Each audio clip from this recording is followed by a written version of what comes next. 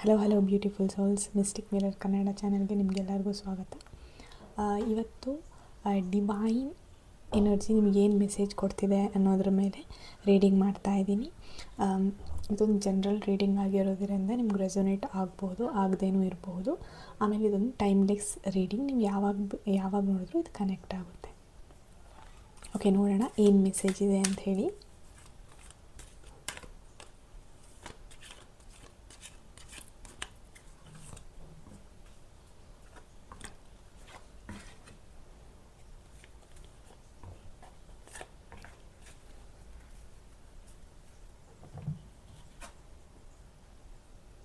The devil, Indra. ಇದೇನು, ಇವಾಗ ಎಲ್ಲ ಕಾರ್ಡ್ಸ್ನು ನೋಡೋಣ. ಡೆವಿಲ್ ಬಂದಿದೆ, ದ ವರ್ಲ್ಡ್ ಮಹಾಮಾಯ ಬಂದಿದೆ, ಆಮೇಲೆ ಜಸ್ಟಿಸ್ ರಾಮ್ ಬಂದಿದೆ, ದ ಹೈ ಪ್ರೀಸ್ಟೆಸ್ ಪಾರ್ವತಿ, ಆಮೇಲೆ last one the full human. So ಇದೇನು ಡಿಪೆಕ್ಟ್ ಮಾಡ್ತಿದೆ, ಡಿವೈನ್ ಆಗಿ ಟೋಟಲಾಗಿ ನಿಮಗೇನು ಮೆಸೇಜ್ ಕೊಡೋಕೆ ಬರ್ತಿದೆ ಅನ್ನೋದನ್ನ ನಾವಿವಾಗ ನೋಡ್ತಾ ಹೋಗೋಣ. ಓಕೆ, ದ ಡೆವಿಲ್ ಇಂದ್ರ ಅಂದರೆ ಇದು ಮೇಯ್ನಾಗಿ ಏನು ಫೋಕಸ್ ಮಾಡುತ್ತೆ ಅಂದರೆ ಮಟೀರಿಯಲ್ ವರ್ಲ್ಡ್ ಅಂತ ಹೇಳಿದ್ರೆ, ಇವಾಗ ದುಡ್ಡು, ಆಸ್ತಿ ಮಾಡಬೇಕು, ಅಂತಸ್ತು ಮಾಡಬೇಕು, ಸಂಪತ್ತು ಮಾಡಬೇಕು, ಅದ್ರ ಮೇಲೆ ಫೋಕಸ್ ಮಾಡುತ್ತೆ. ಅದು ಅಲ್ಲದೆ ಇದು ನಿಮ್ಮನ್ನು ಕಂಟ್ರೋಲ್ ಮಾಡುತ್ತೆ. ಇವಾಗ ಮೆಟೀರಿಯಲಿಸ್ಟಿಕ್ ಥಿಂಗ್ಸ್ ಅಂತ ಹೇಳಿದ್ರೆ ಅದು ಮಾತ್ರ ಅಲ್ಲ, ಇವಾಗ ಒಂಥರ ಅಡಿಕ್ಷನ್ ಪ್ರೋನ್ ಆಗಿರ್ಬೋದು, ಇಲ್ಲ ಅಂತ ಹೇಳಿದ್ರೆ ಲಸ್ಟ್ ಅಂದರೆ ಮೋಸ ಮಾಡೋದು ಅಂತ ಥಿಂಕ್ ಮಾಡೋದು, ಈ ಥರದ ಎನರ್ಜಿ ಕಾಣಿಸ್ತಾ ಇದೆ.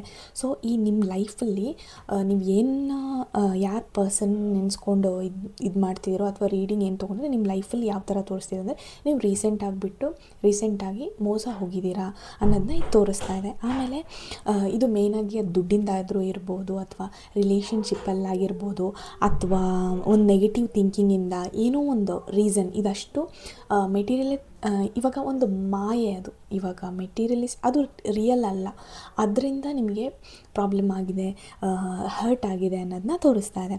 ದ ವರ್ಲ್ಡ್ ಮಹಾಮಾಯ ಇದು ಯಾವ ಥರ ಅಂತ ಹೇಳಿದರೆ, ಒಂದು ಫುಲ್ಫಿಲ್ಮೆಂಟ್, ಅಂದರೆ ಕಂಪ್ಲೀಟಾಗಿ ನಿಮ್ಮ ಲೈಫಲ್ಲಿ ಒಂದು ಫುಲ್ಫಿಲ್ಮೆಂಟ್ ಆಗಿದೆ ಅಂತ ಹೇಳಿ ತೋರಿಸ್ತಾ ಇದೆ. ಯಾವ ಥರ ಅಂದರೆ, ನಿಮಗೊಂದು ಹೊಸ ಜಾಬ್ ಸಿಕ್ಕಿ ಅದರಿಂದ ನೀವು ಫುಲ್ಫಿಲ್ ಆಗಿರಬಹುದು, ಇಲ್ಲ ಅಂತ ಹೇಳಿದ್ರೆ ನಿಮ್ಮ ಫ್ಯಾಮಿಲಿ ಎಲ್ಲ ಒಂದಾಗಿ ರೀಸೆಂಟಾಗಿ ಈ ಥರ ನೀವು ಓಕೆ ನನ್ನ ಲೈಫಲ್ಲಿ ಎಲ್ಲ ಇದೆಯಲ್ಲ ಅನ್ನೋ ಥರ ಒಂದು ಫುಲ್ಫಿಲ್ಮೆಂಟ್ ನಿಮಗೆ ಫೀಲ್ ಆಗೋ ಚಾನ್ಸಸ್ ಇದೆ ಅಂತ ಇದು ತೋರಿಸ್ತಾ ಇದೆ. ಆಮೇಲೆ ಯಾವ ಥರ ಅಂತ ಹೇಳಿದ್ರೆ, ಒಂದು ಲೈಫಲ್ಲಿ ಒಂದು ಹಾರ್ಮನಿ ಬರುತ್ತೆ, ಎಲ್ಲ ಕೂಡ ಈಕ್ವಲ್ ಆಗಿ ನಿಮ್ಮ ಲೈಫಲ್ಲಿ ನಿಮಗೆ ಏನು ಬೇಕೋ ಅದೆಲ್ಲ ಸಿಗುತ್ತೆ ಅನ್ನೋದನ್ನ ಇದು ತೋರಿಸ್ತಾ ಇದೆ. ನೆಕ್ಸ್ಟ್, ರಾಮ್ ದೇವರು ಏನು ನಿಮಗೆ ಇದು ಮಾಡ್ತಿದ್ದಾರೆ ಅಂತ ಹೇಳಿದರೆ, ನೀವು ಡಿಸಿಷನ್ ತಗೊಳ್ಳುವಾಗ ತುಂಬ ಕೇರ್ಫುಲ್ಲಾಗಿ ತೊಗೊಳ್ಳಿ ಅನ್ನೋದನ್ನ ಇದು ತೋರಿಸ್ತಾ ಇದೆ. ಇವಾಗ ನಮ್ಮವರು ಅಂತ ಹೇಳಿಬಿಟ್ಟು ಅವ್ರು ಏನು ಮಾಡಿದ್ದಾರೆ, ಜಸ್ಟಿಸ್, ಅದು ಅವ್ರ ವೈಫೇ ಆಗಿರಲಿ, ಮಕ್ಕಳೇ ಆಗಿರಲಿ, ತಮ್ಮನೇ ಆಗಿರಲಿ, ಫ್ಯಾಮಿಲಿನೇ ಆಗಿರಲಿ, ಜಸ್ಟಿಸಿಗೆ ನಿಂತಿದ್ದಾರೆ. ಸೊ ಅದನ್ನ ಇದು ತೋರಿಸ್ತಾ ಇದೆ.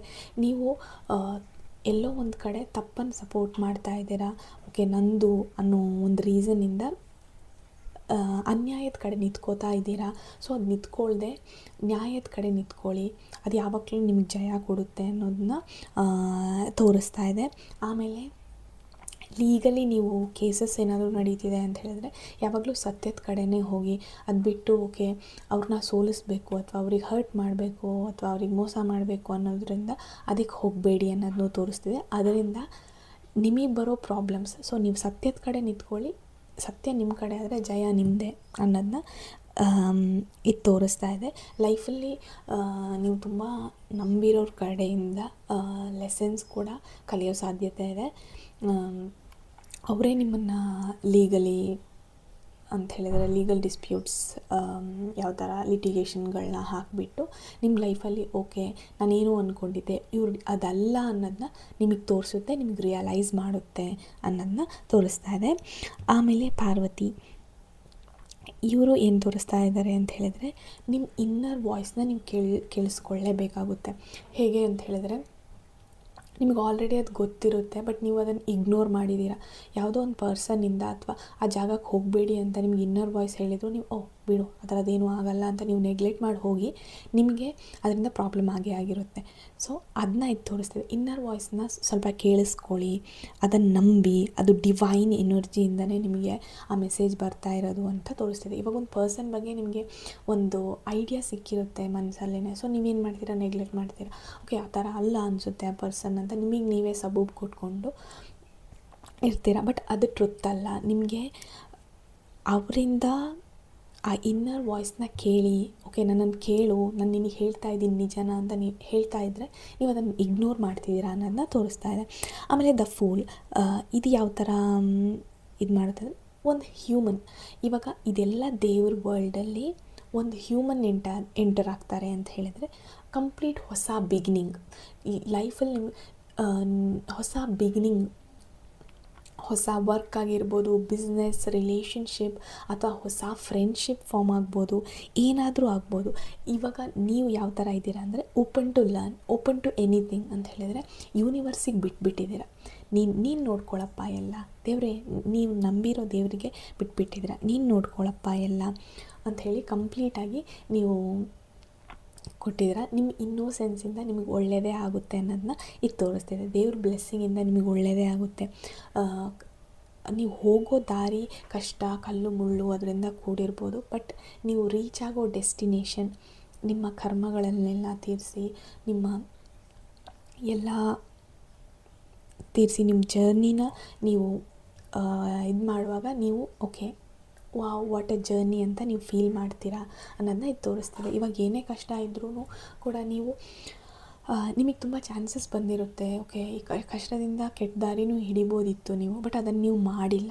ಸೊ ಅದಕ್ಕೋಸ್ಕರ ದೇವ್ರು ನಿಮ್ಮ ಜೊತೆ ಇದ್ದಾನೆ, ಅವ್ರು ನಿಮ್ಮನ್ನು ಬ್ಲೆಸ್ ಮಾಡ್ತಾ ಇದ್ದಾನೆ ಅನ್ನೋದನ್ನ ಇದು ತೋರಿಸ್ತಾ ಇದೆ. ಸೊ ಇದೆಲ್ಲ ಇವತ್ತಿನ reading. Thank you so much. ದೇವರೆಲ್ಲರಿಗೂ ಒಳ್ಳೇದು ಮಾಡಲಿ. ರಾಧೆ ರಾಧೆ.